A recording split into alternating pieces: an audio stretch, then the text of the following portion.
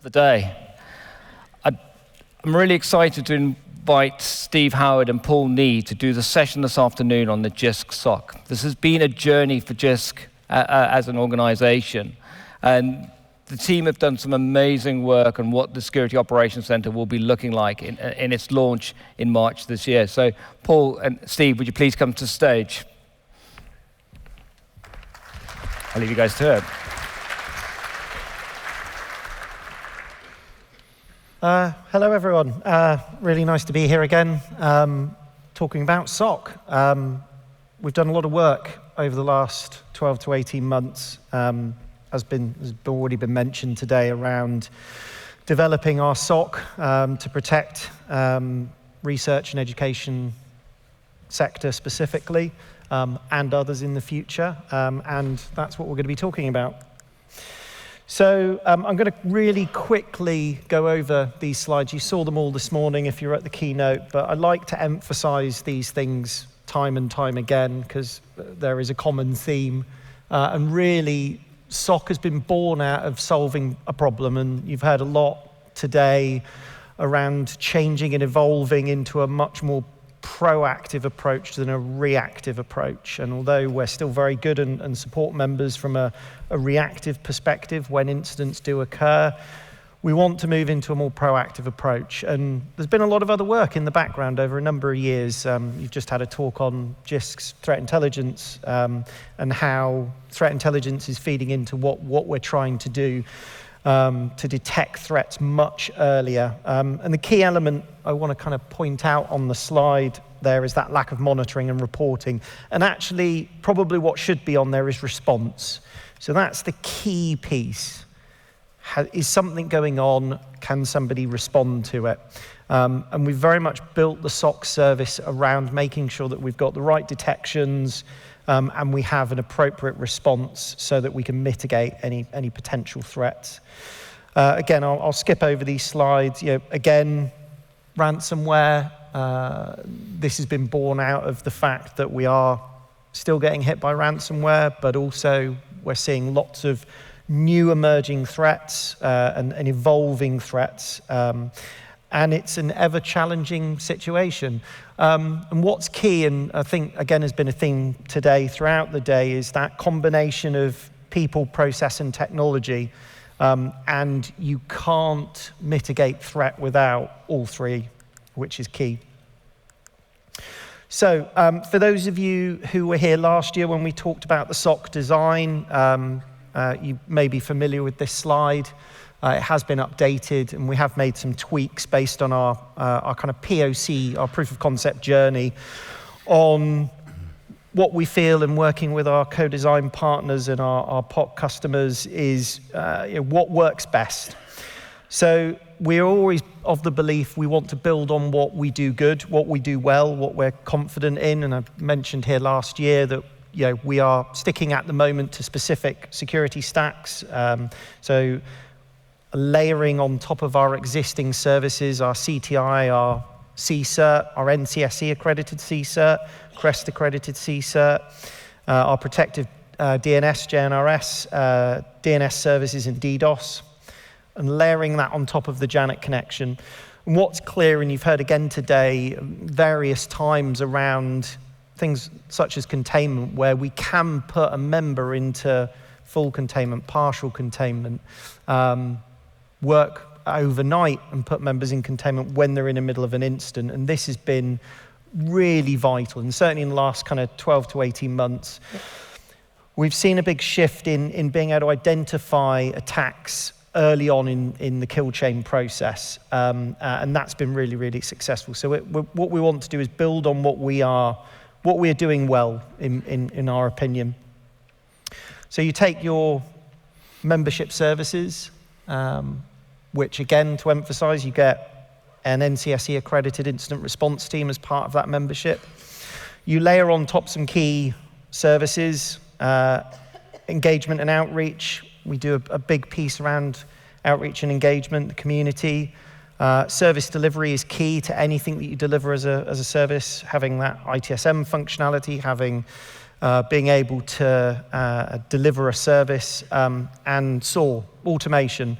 we can't build a SOC without elements of automation, and a lot of that has been built up over time and is key to any SOC. So again, for those of you who were here last year, you would have seen that we had a kind of tiered solution, tier 1 and tier 2. We've gone down the route of essentially collapsing this into a much more simpler model rather than having tiering. We will release additional kind of module support capability, I think is the key word, as we evolve and as we improve the SOC. So we don't want to just stand still. We want to continuously improve it. But core services, taking CSER, enhancing that to 24/7 instant response. So being able to call CSER 24/7, CSER responding to high confidence alerts. And I can show you a slide in a moment that kind of explains how that potentially will work. You layer on top of that the detection side of things, CSDM, which is our SIEM solution, which is Splunk-based, our DDoS Foundation Plus service, which if you were in here earlier, hearing Henry and Ben's talk on some of the improvements and capabilities that we're offering, it gives you that 24/7 round-the-clock DDoS protection for your Janet connection as well. Then layering on managed detect and response, so management of your EDR and XDR, and I emphasize XDR here. So I said earlier on this morning that it's not just about endpoint detection, it's also about identity detection. So many of the incidents that we're involved in now where very reputable, or not so reputable EDR solutions are deployed, and because of that gap in identity protection, threat actors are able to get through those defenses. And a bit like MFA is an excellent defensive mechanism, so too is EDR, but these things aren't silver bullets. You need to make sure that the whole spectrum of area is covered. And as I mentioned last year, and still is the case, our key kind of chosen partners are Microsoft and CrowdStrike, so Microsoft Defender XDR and CrowdStrike Falcon. And we have various offerings in terms of those product ranges. And again, to emphasize what I said last year when we were talking about SOC, is we've chosen these products because we are familiar with them. We are, I'd like to say, experts in those sorts of areas. We use these regularly. You've seen talks today around Defender and how to get the best out of these product stacks. And we will look at other EDR and XDR products in the future, but these are the key ones that we see as being able to offer the best service, essentially. And then layering on top of that, threat hunting. Now, to be clear, and again, to differentiate, we will be detecting threats, but also proactively threat hunting, and that's a key area where detections are not picking up threats, where we are involved in an incident for a member. And as George and Nicole were saying earlier on the stage around the threat intelligence talk, where we're gaining IOCs and various tactics and techniques that we can threat hunt that across not just the Janet network, which is what we do at the moment, and alerting other members to potential attacks, but then going into people's infrastructures and actually identifying, can I see any desk within the infrastructure? Where is it? Is that a potential threat? Can I see an IP address within the infrastructure? Can I find out where that is coming from? And other IOCs as well. So threat hunting, again, is a really key element.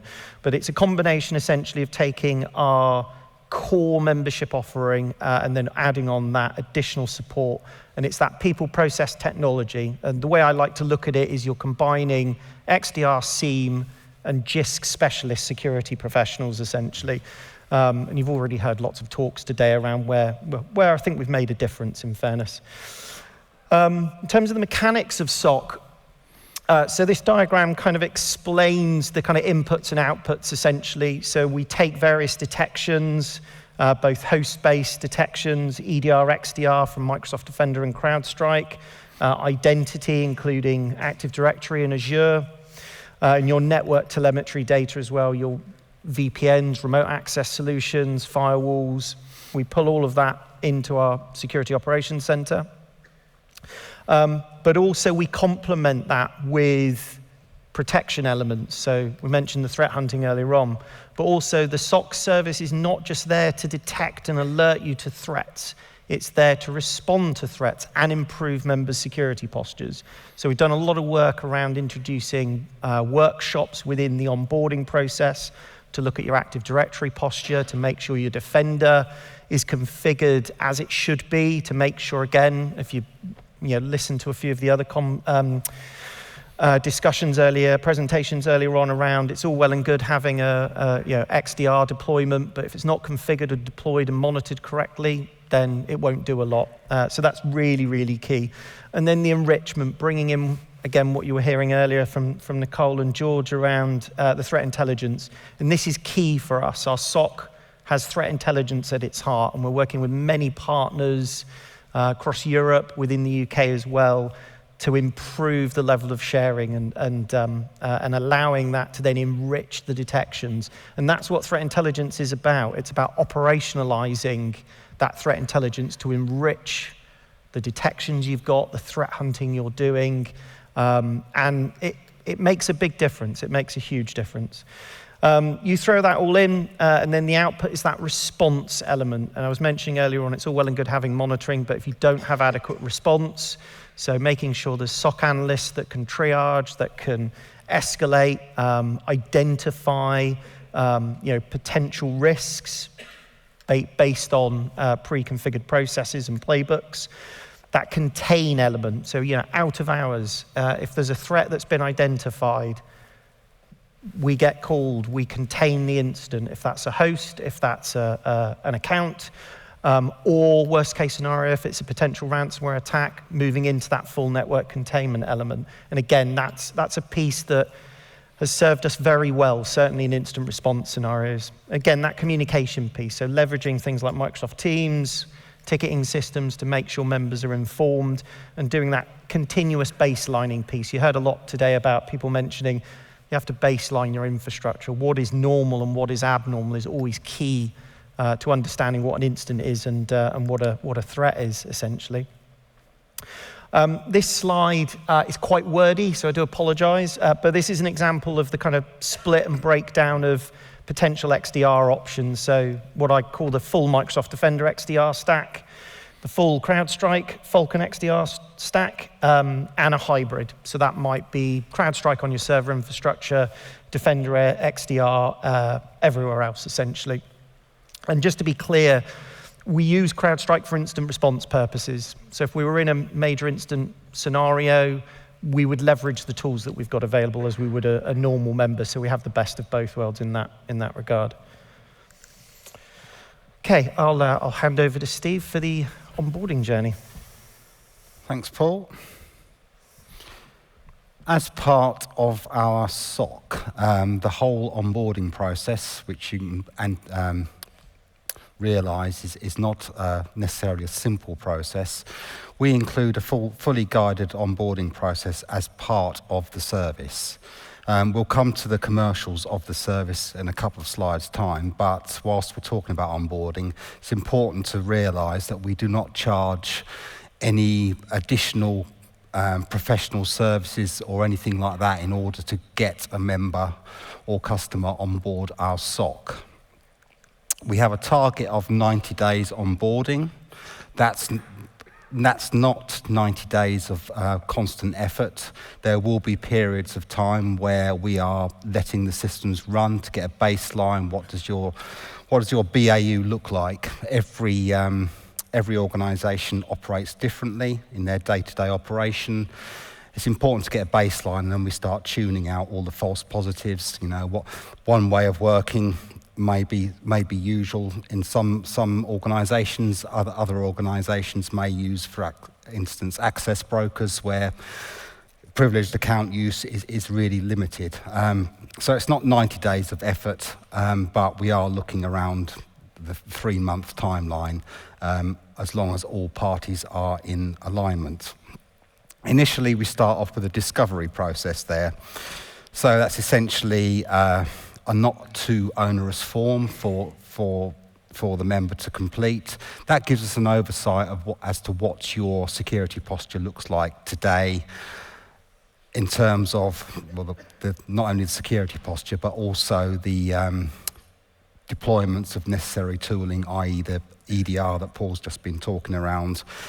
We'll then have an introductory call with you, so you get to meet key people, sort of like a virtual face-to-face session, just to give you a high-level overview of what the SOC is and sort of expectations on both sides in terms of next steps as well.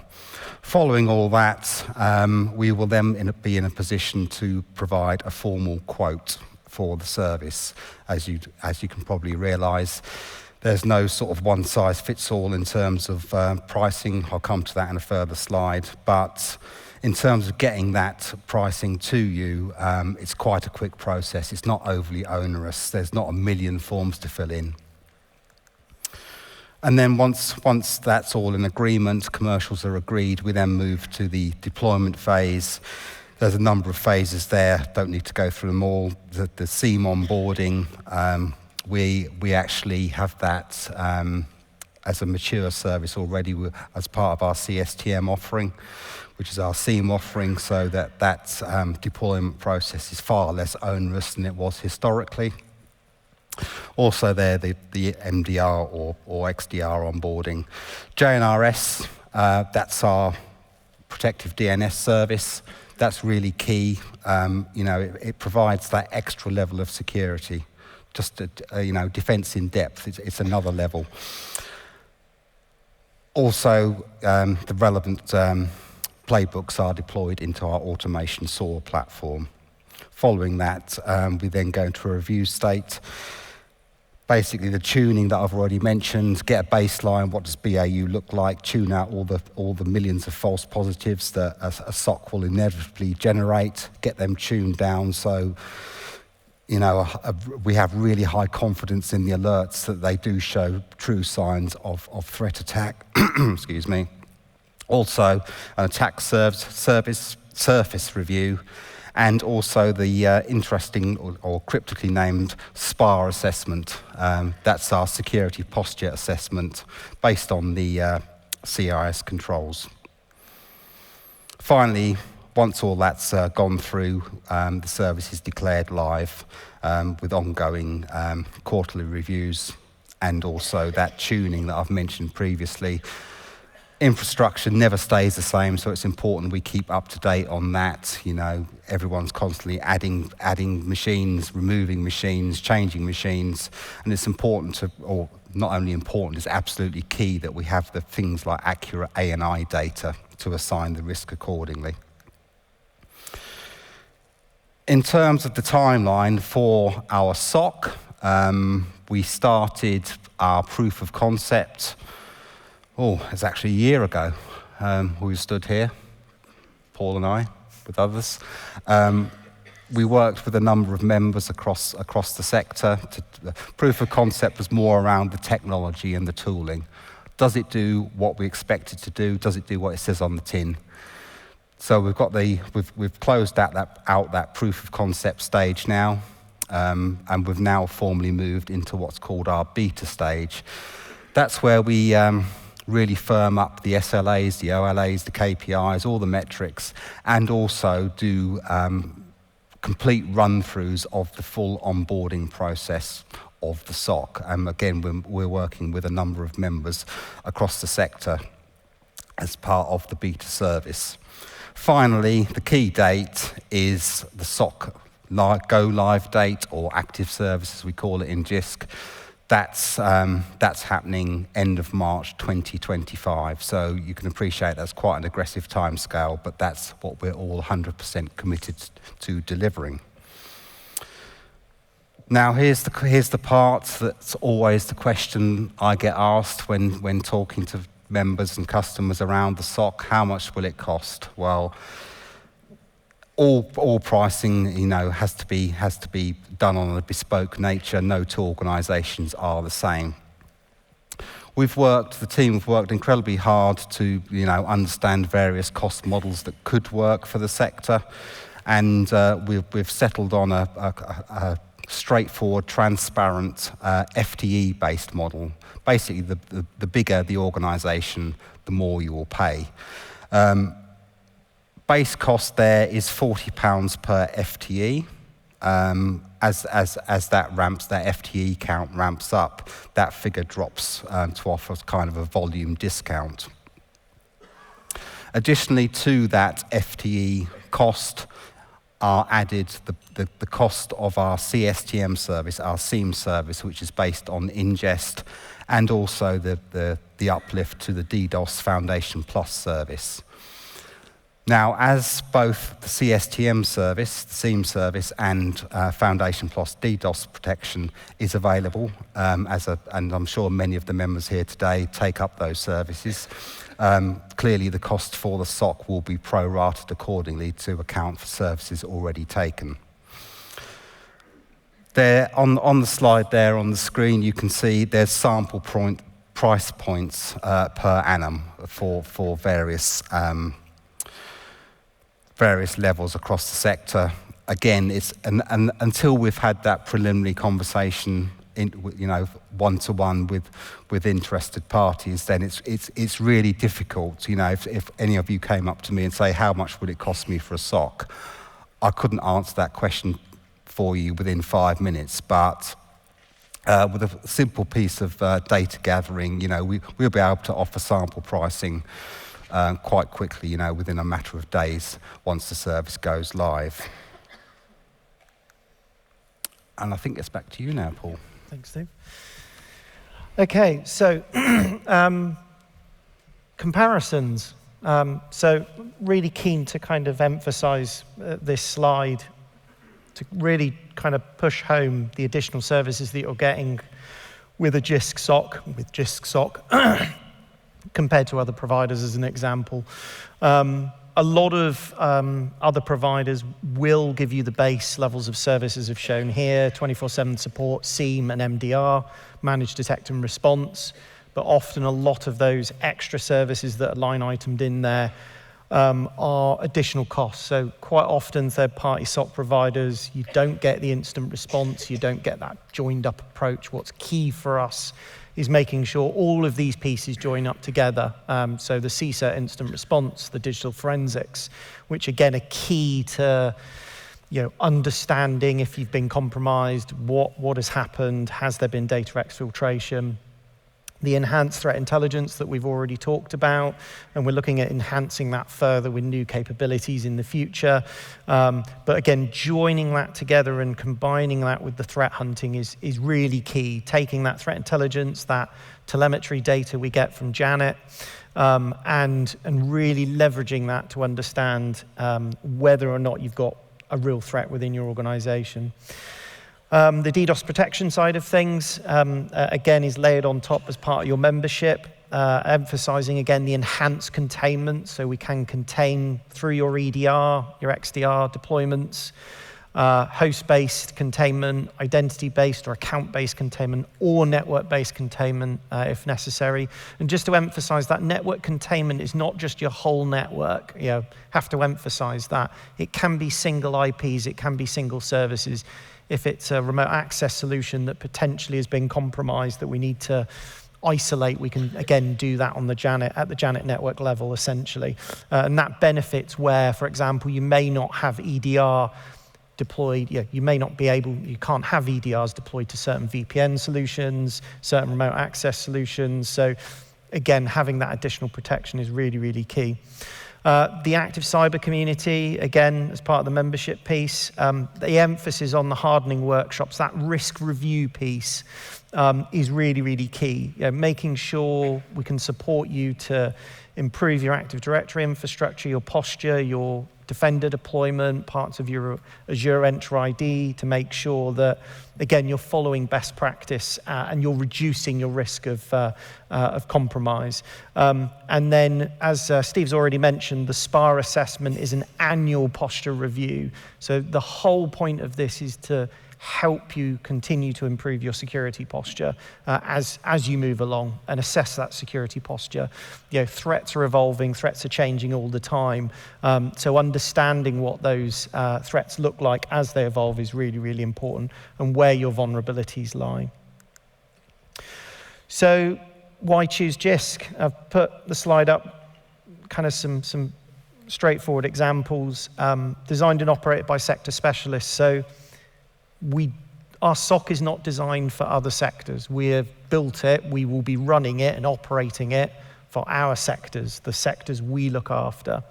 Unlike other commercial providers who might deploy multiple areas of the economy, multiple sectors. We are specific to education, and everything that we do threat intelligence-wise, as well as has already been mentioned, is solely focused on what education and research is doing and what threats there are. Mentioned earlier on, the rapid and innovative containment approach is key, and that, again, helps protect members, both during major incidents, but also as part of that SOC process, which is key. The network visibility, again, emphasizing this time and time again, taking that threat hunting that we get, all the data that we get from the Janet network, and using that to understand if there's threats within your infrastructure. But also going back to the community side of things, where we are seeing other members who are being targeted and attacked, we can utilize that to then threat hunt within your infrastructure as well. I mentioned earlier on about the enhanced threat intelligence, dark web monitoring, feeding that process in, being proactive, again, instead of reactive with what we're trying to do. The 24/7 threat response, so making sure that we've got instant response available. If there's an alert that comes through on the SOC, that will initiate an instant response process with the key goal of containing the threat. I mentioned already NCSE Assured CCERT service. We're very proud of that assurance, and also our credit accreditation as well. And that, for us, validates what we're doing is correct from an instant response perspective. And as I say, we're very proud of that. And the last piece, which is, again, to emphasize, it's about improving the security posture. Dave was showing this morning around what we're trying to do to identify the threats, mitigate those threats. And a lot of that comes down to improving members' individual security posture and helping them understand those potential threats. So pipeline-wise, so I mentioned earlier on, we're not just going to launch a SOC and say, yep, that's it, we're done. We have a pipeline of potential improvement that we want to do. We want to enhance what we deliver once it goes live. We want to look at enhanced customer dashboards, how we can present data to members around some of their JNRS statistics, their existing DDoS statistics, the threat hunting data, potentially some of the threat intelligence information that we gain. So there's a lot of work in the pipeline to look at that once SOC is launched. 24/7 eyes on glass for those that need it. That we will be developing that. That is in the pipeline. We are very much a believer that with good detection, automation, and human response, i.e. CSERT, that we can mitigate threats in that early stages of the attack. But for those that do need the 24/7 eyes on glass, that is something that is in the pipeline development. Another key thing, again, taking our sector-specific approach to what we're trying to do is look at building upon the detection rules that we have, and actually looking at more sector-specific detection rules. So can we leverage common student record systems, HR systems, finance systems to leverage detection rules that are specific to the products that you all use? There's a lot of commonality across the sector. Again, partnerships, I've mentioned that, David's mentioned it several times, but we are continuously in conversations with the insurance companies to make sure that we can get a good deal for members, that we can support that process and make sure that we can support you when is necessary. And that is one partnership of many that we are working on. Cloud detection rules, again, you won't get that from your EDR, so just to emphasize that. But again, we are looking at building out additional detection rules for AWS stacks, Azure, Google Cloud. Again, as members start to move their workloads into cloud-based infrastructure, we need to make sure that we can understand and detect those threats, those new and different threats, which are very different to, for example, an Active Directory compromise. Operational technology, sometimes forgotten about, but is also a key element. And for those that have got, BMS systems and other operational technology elements out there, we will be looking at building out detection rules. And then the last element, David touched on this morning around attack surface management, ASM. It's a buzzword at the moment, or buzz acronym. Essentially identifying your external attack surface. What have you got out there? What assets have you got exposed to the internet? And proactively identifying them and understanding what those risks are. And again, the whole point of this, we don't want you to be compromised. We want to stop it happening much, much earlier, rather than us throwing in a CSERT team and supporting after a ransomware has happened. We want to support early on in that process.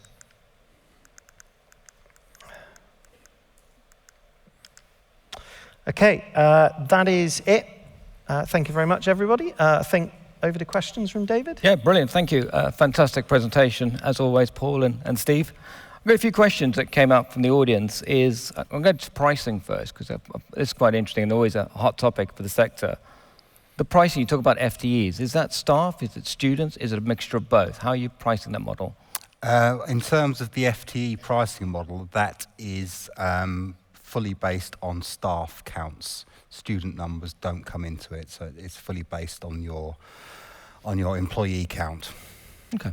Another question that's come up quite often throughout the Slido stuff is very much, if I'd like to purchase the SOC, is there a framework I can go to? Is there a way of getting this easier than me going through multiple tender routes? Absolutely. I mean, every member has their own internal procurement policies and procedures they have to follow. However, we were happy to, or more than happy. I was very proud of the work we'd put in across the team early this year to ensure that all our cyber services are now available to procure on the G-Cloud 14 framework that's literally gone live a couple of weeks ago. Fantastic. So if you search the government G-Cloud website, you'll find all our Jisc cyber services on there. Including SOC. Including SOC. Cool. What does the SOC and Jisc membership look like for multi-academy trusts containing multiple schools and colleges? Has the cost model been considered for that? Not at this stage. Okay. Is there plans to do that for the future? There's always plans to build on our, who are we looking after as part of the sector, and obviously we will accommodate as many of those as possible. But at this stage, we are fully focused on HEFE and research. Okay, brilliant, thank you. I think we've only got time for one last question, and my question came up twice on Slido. You talk about containment, Paul, throughout this. Can you explain to the audience what containment is and what do they get from the Jisc containment when it happens to them if they have a major incident? Sure, yeah. So I can talk about that in two separate contexts. So if I take it in SOC specifically, so with our SOC service, because we will be integrating into your existing Defender, XDR, CrowdStrike stack, that gives us the ability to contain at a much granular level. So containment is isolation, essentially. So we can isolate a host if we believe that it's been compromised or it's exhibiting signs of compromise, or if we identify any forms of lateral movement. Host is one element. The other is account, and I mentioned several times today that identity is the key. That is the element that gets, once you're into the infrastructure, that's what's leveraged to then fully compromise and lead on to attacks like ransomware. So again, being able to isolate accounts, again, through that integration piece. So it's kind of an escalation of containment. And then the final piece is that network level containment. And broadly, that we reserve predominantly for kind of incidents, pre-MIs, major incidents, certainly when we look at the whole network side of things. What that basically means is we are limiting the traffic to your organization over the Janet network. And we can do lots of clever things with that. We can use a schedule. So, for example, if you're in the middle of an incident, and if you were here earlier with the Portsmouth College talk, emphasizing the fact that we can put you in what's called partial containment at the network layer. So we can still allow you access to Microsoft M365, Teams and other services, or your SIP provider, or your EDR provider, CrowdStrike, for example, but block everything else off. And the reason for that is you want to stop the threat actor coming back in. And one of the key goals of a threat actor during the kill chain is persistence. They like to get persistence in an infrastructure. They'll deploy backdoors all over, reverse shells, and that allows them back into the infrastructure during the attack, essentially. So you need to cut that off at source. Brilliant. So yeah, that's the Brilliant, thank you. I think I've got one more question I'd like to ask. Is you talk very much about EDRs throughout this whole thing. Is the SOC including an EDR? Do I have to go purchase one? Yeah, no. So to be clear, you have to have the requisite requirements of a required EDR, which is the slide at the end, which we will be sharing more broadly in terms of those requirements. So those two are CrowdStrike and Microsoft Defender XDR. We have our Jisc colleagues here from a Microsoft perspective and other licensing to help with that procurement process. So they can certainly help with those conversations. And again, Mark Worthington, my security operations manager, and Richard Jackson, our head of cloud security, again, are always happy to help at looking at requirements from an XDR, certainly a Defender perspective. But we're quite clear we need to make sure you've got the right tools, the right detections, and it goes back to that people, processes, and technology. And there's a recent SANS survey that mentioned that the EDR is something like 66% of initial initial detections, essentially. So having that requirement, but I can't emphasize enough, identity. No, brilliant, thank you. And there are a few more, so many more questions on Slido, and I think we've run out of time. But meet the team. They're around all for the next 2 days, online as well, to have that conversation. Discuss where we're going with the SOC, the ideas, what we're putting forward. And I think the team have done an amazing job over the last year to get us to this stage. So I'd like to thank Paul and Steve for their hard work and getting us over the line. Thank you very much. Well done, thank you guys. Well done.